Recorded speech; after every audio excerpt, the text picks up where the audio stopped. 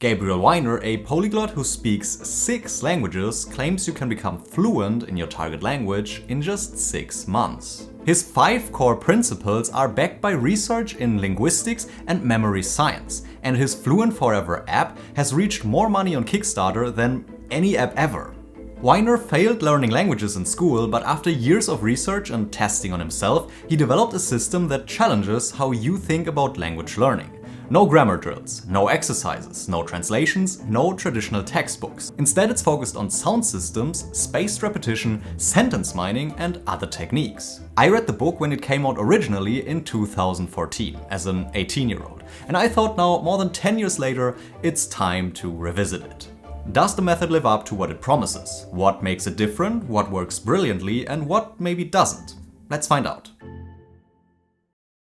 Before looking at a timeline and practical tips, let's talk about some of these foundational principles. Wyner's first rule is to learn the sound system of your target language before you learn a single word.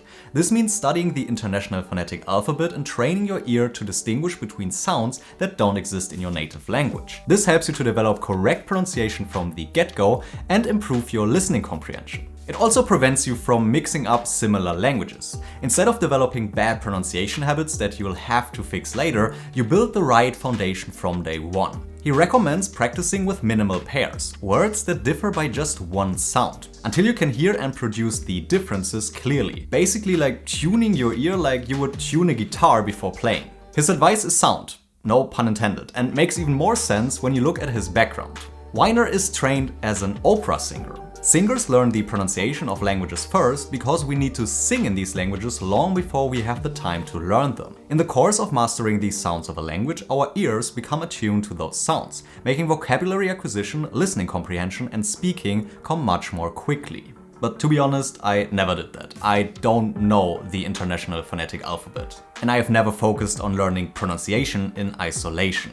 The main reason is that I don't really care about perfect pronunciation. For example, in English, I don't feel the need to sound like someone from the UK or from the United States when I speak English, or like someone from Peru or Spain when I talk Spanish. Because I'm not. I'm not American, I'm not Peruvian, I'm German, and that's okay. And if there is a hint in my accent that I'm from Germany, so what? I don't have a problem with that. I think it's totally fine to have your own accent as it's part of your identity and where you are from. I do, however, think that it would be fun to do a challenge where I try to fix my German accent. So I have that in mind for a future video. But at least it's not as bad as in this Berlitz ad.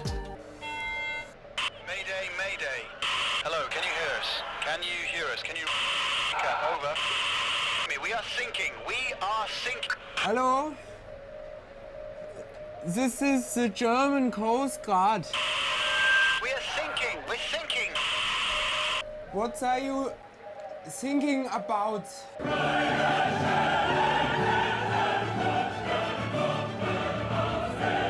I learned pronunciation inductively through lots of listening. This also develops the right tuning to a degree that is completely fine for my personal goals. The next principle is to never translate. This one sounds extreme, but Wyner insists you should never use your native language when learning vocabulary.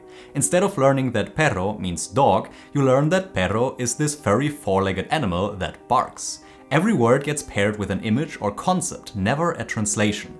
The goal is to connect the target language's sound directly to meaning, bypassing your native language entirely.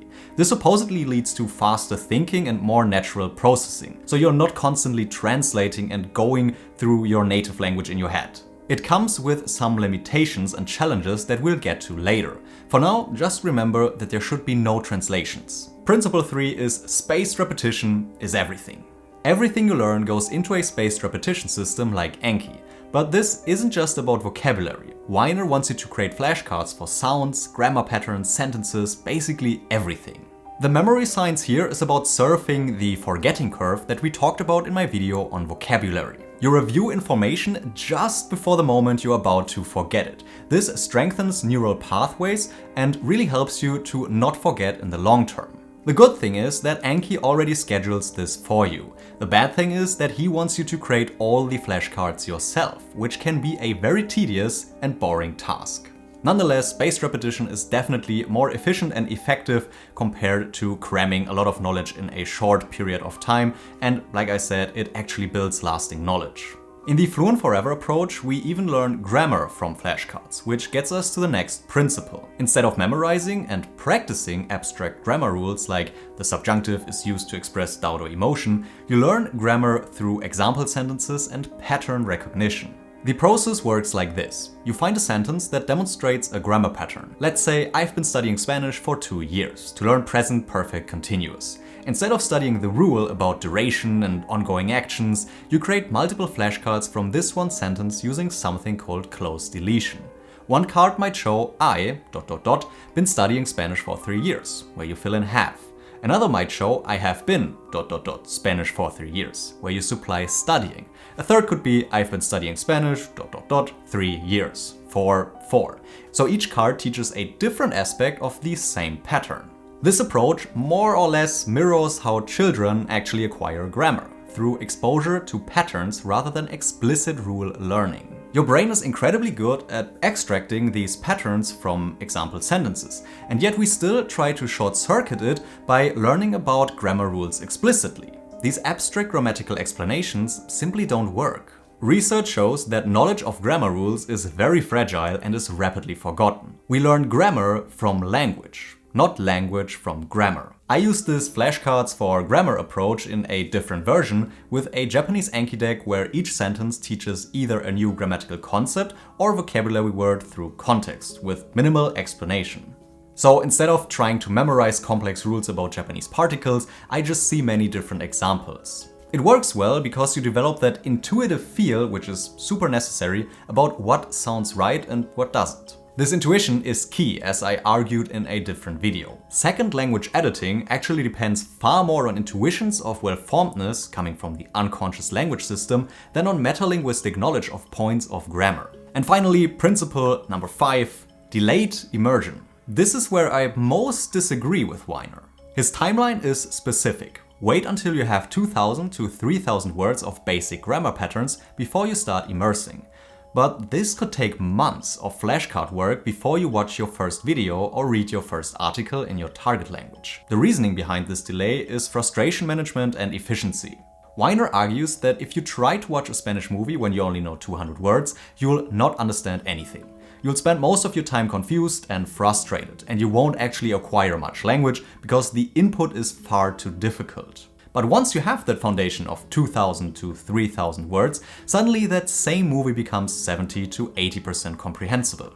Now you can follow the plot, enjoy the experience, and actually learn from context. So in that case, the immersion becomes productive rather than simply overwhelming. I get the reasoning, but I won't advocate for it. I think it's much better to immerse very early on, even if you don't understand much. Why? Because the effects of all his 4 previous principles can all be achieved through immersion. The tuning of the ear happens because you listen a lot and your brain figures out the patterns. You don't need to translate because everything is happening in context, whether it's surrounding phrases in podcast episodes or the visuals in the YouTube video you're watching. Spaced repetition is happening automatically because just listening to language is spaced repetition. You hear words again and again. Sure, they are not scheduled perfectly and artificially, but you encounter them often enough. You also learn grammar patterns by getting tons of examples when you listen, read, and watch content. Your main challenge is finding content that is appropriate to your level and that is interesting to you. Sure, that's hard when you know only 50 words.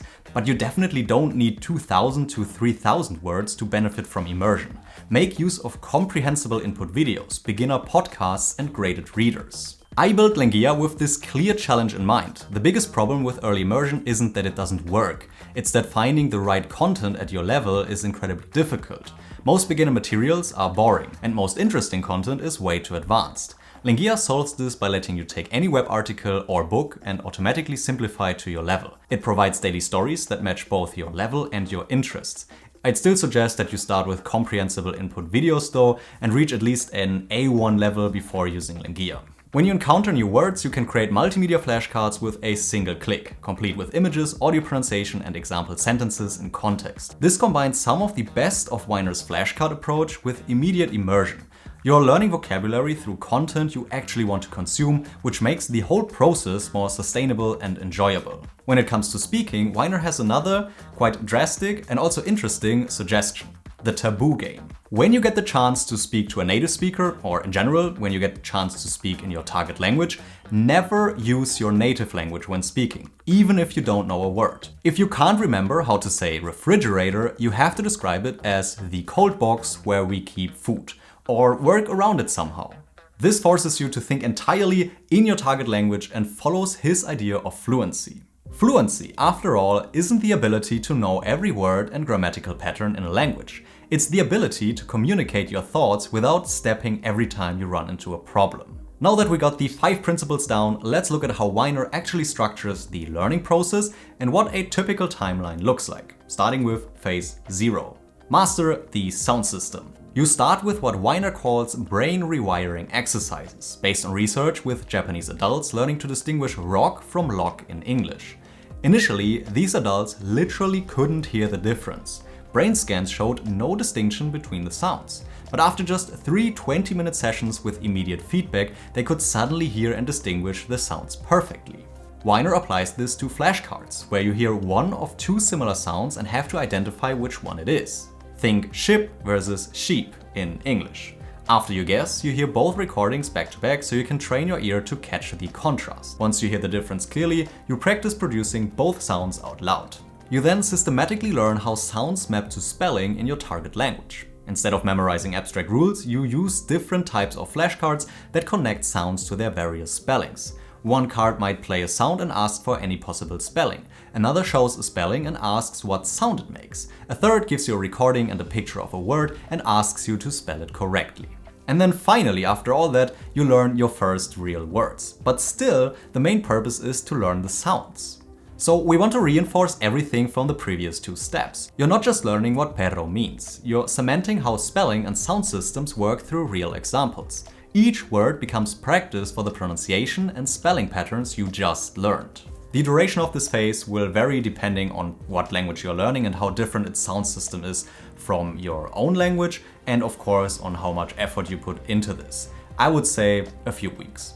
Continuing with phase number 1, the 625 visual words foundation. Only after mastering the sound system do you move to more vocabulary. Wyner starts with a carefully curated list of 625 words that you can get on his website for some languages, but they aren't necessarily the most frequent words in the language. Instead, they're chosen because they're easy to visualize and find pictures for. Every single word gets paired with a picture, or even multiple pictures, but never a translation. This phase can take anywhere from a few weeks to a couple of months, depending on how many new cards you learn per day. Remember that you need to create all these cards yourself, so that's some extra effort that goes into that, but it also enforces stronger connections to the cards because they're more personal.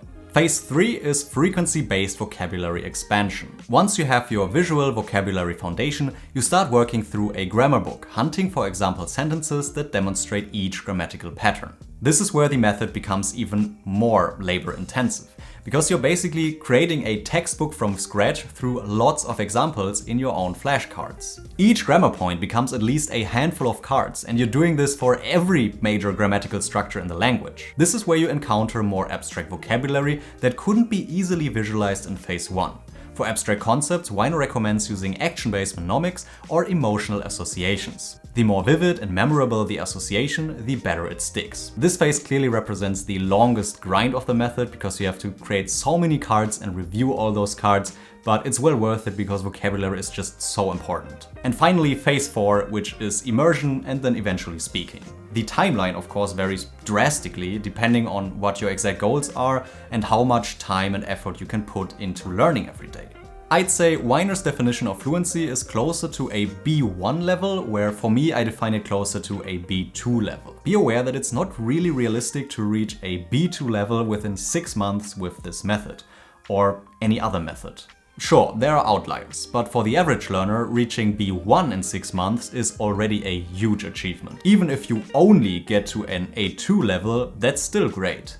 So what works brilliantly about this approach? Well, the individual techniques are genuinely effective. Pronunciation training prevents bad habits, the no translation approach builds direct mental connections, spaced repetition is backed by solid memory science, and learning grammar through sentences rather than rules is how our brains naturally acquire patterns. These are all research-backed methods that work. But what, on the other hand, is less ideal? The biggest problem to me is the delayed immersion. I don't think you need to wait or should wait 4 to 6 months before consuming lots of content. The flashcard creation becomes overwhelming to a point where the method becomes more about managing flashcards than actually using the language.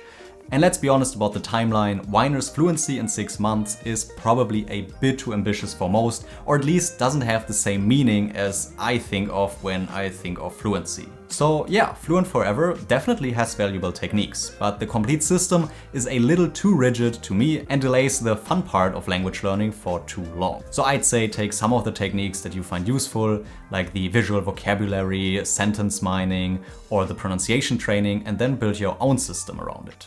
If you're interested in taking control of your language learning and creating your own system rather than following someone else's method, check out this video next. I break down exactly why independent learning is more effective than any structured course or method and give you a complete roadmap for designing your own approach. Thank you for watching and see you next time.